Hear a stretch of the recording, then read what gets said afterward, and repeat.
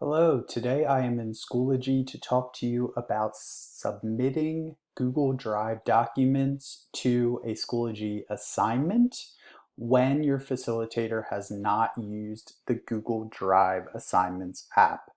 There is a separate tutorial for that Drive Assignments app in Schoology. So this is when they are not using the Google Drive Assignments app. You'll know that they're not using the Drive Assignments app when you see a link such as this one. Use this template to complete the assignment. After completion, turn it in, and you see the standard submit or resubmit button here on the right. So if I click that link, it's going to ask me to make a copy of this template, which I'll do. It is highly suggested that you take this copy of out and place your name in its place.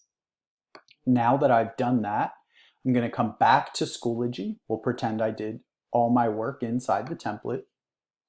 And I will click the Submit or Resubmit button here on the right. I see the three options to submit: upload, create, or resources. We're going to go to the resources and then apps. And you'll also see the Google Drive Resources app. If you've never signed into this Google Drive Resources app, you'll use your pequavalley.net email and password to go ahead and log in the first time. But I have, and I'll see all my Drive documents here. I'm going to select the appropriate one if it's showing. If not, I can search my Drive using this search feature to find the appropriate one. Mine's here at the top. I shall check it off.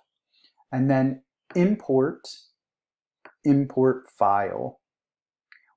Once I click import file, that will create the submission, and I'm ready to move to the next thing that I have to do. It's just that simple. I hope that this tutorial on submitting Google Drive documents when a facilitator is not using the Google Drive Assignments app was helpful. And as always, thanks for watching.